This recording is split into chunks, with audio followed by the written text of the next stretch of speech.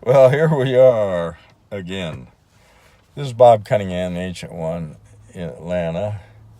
And I have here my day timer. Well, here's the side that I was working on last night. See a lot of notes. I don't know if you can read that. But my mind is working 24/7, it seems, on golf. It's a great activity, keeps my neurons firing.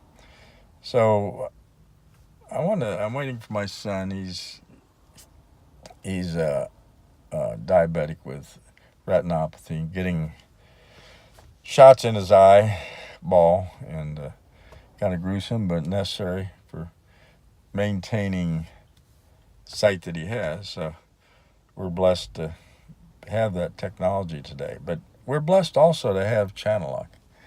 And I reflect on what JH and Bill has provided: a blueprint, a method, a means to shortcut and eliminate a lot of inefficiencies. And that's what golf is all about. And it mirrors life. We want to eliminate wasted motions. Channel lock is so good because we're locked in a channel. We have 5 protocols, JH calls them, and it just makes it easy. Well, let's say simple. It's never easy. Golf is, anybody will testify, is the most difficult sport. You have many variations. There's wind, there's water, there's ground conditions, there's so many elements, and we're standing 6 feet away from the ball. It's down low on the ground. Baseball's up here, natural. I played baseball 100 years ago, and all these sports are pretty natural, and they're reactive.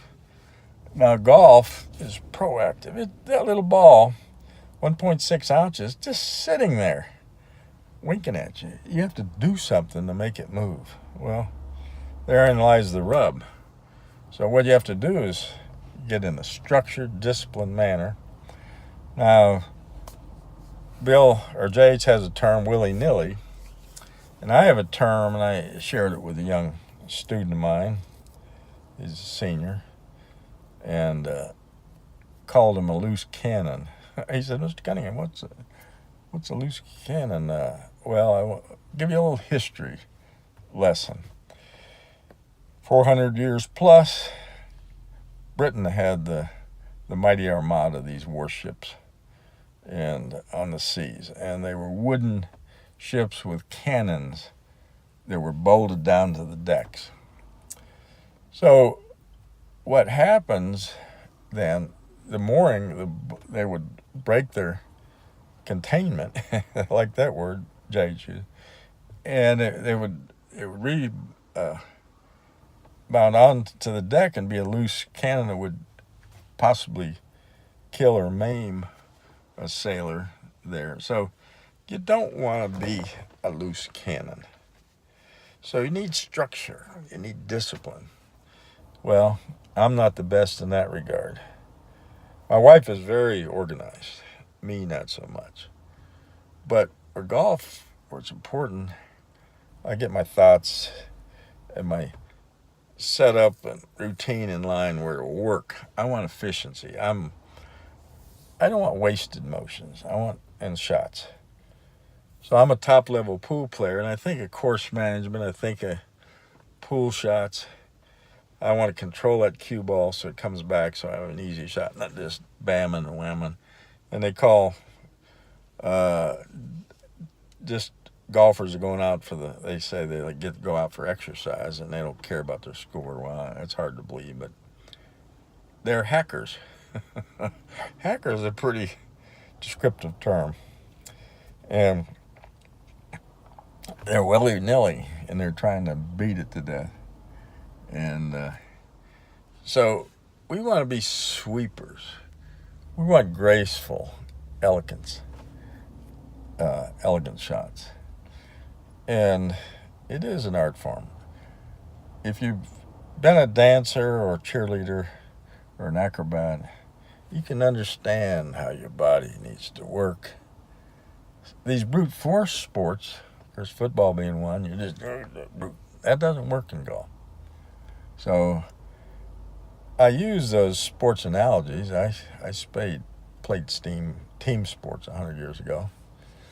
But golf, I can play very well at 83. I'm not as long as I used to be.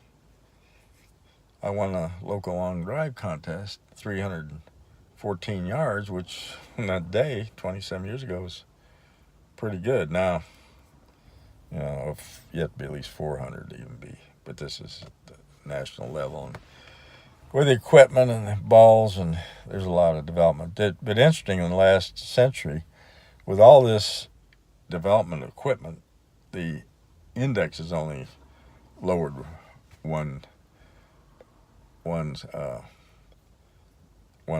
digit, so average. So it's not, we talk about Indians and arrows. It's not the arrows, it's the Indian, how they apply that force.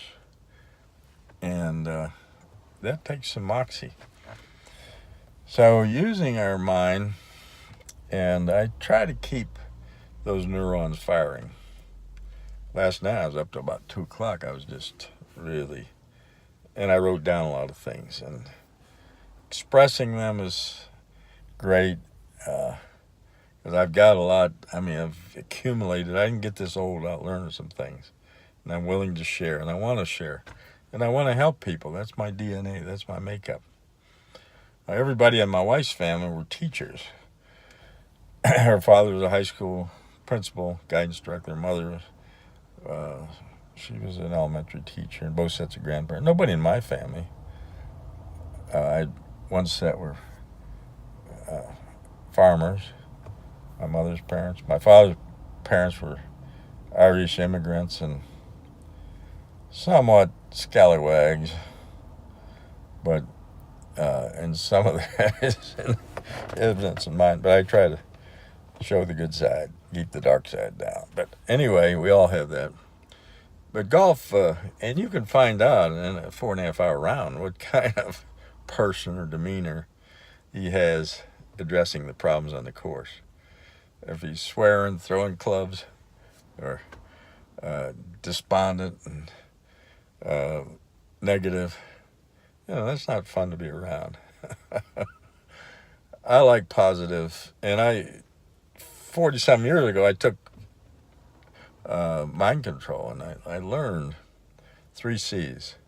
Don't criticize, condemn, or complain. And this has stood me in good stead for the latter part of my life.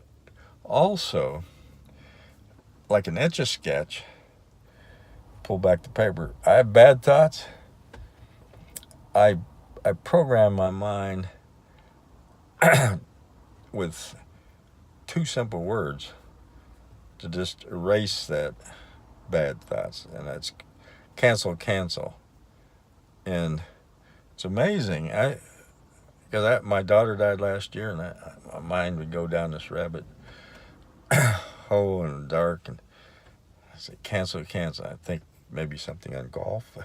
This is healthy, and it's kept me going, and channel lock has kept me going, and it's just, I can't overemphasize how great this has been for me in my advanced age. I wish I knew 50 years ago, but better late than never. But anyway, thank you, J.H. and Bill. But back to habits, routine, discipline, structure. Well, we need this in life and golf. We have routines. When we shave in the morning, if we shave, I start on my right side. A lot of students I've interviewed, they do the same thing. I said, well, tomorrow morning, start on your left side. It's going to be very awkward. You could cut yourself. Watch it. Same way putting your pants on in the morning. I put my pants on my left leg first. And surprising, a lot of people do. But do the opposite foot. Well, hang on to something. You might fall down and break your nose. My wife is left-handed. she has to have the mouse on the left side. She plays Spider Solitaire routinely for distraction. I was playing a lot before channel lock, but we had a wired mouse and a PC, a tower, and I had to have to take and bring it all the way around and set it over here. Well, so this is crazy. I'm going to learn how to use it left-handed. Well, you know, you push and drag. You're dragging those cards over 100 times in a game. Well, man, I stuck with it though. I did. A couple of weeks, it became more fluid and natural. Now to this day, I just naturally use the mouse with my left hand. Now I'm entirely right hand. I'm dominant. Some people kind of ambidextrous, but not me. And the same way with golf. If I was just using one hand in golf, it'd be so much easier. Tennis came easy to me. Baseball, pool. But here we're going to use both of them together. Well, one wants to take over that or that or... So we have to really get structured for them to work together. So it's connection, synchronization in that channel. Same old, same old. And that's what we need to develop. And how do you do it?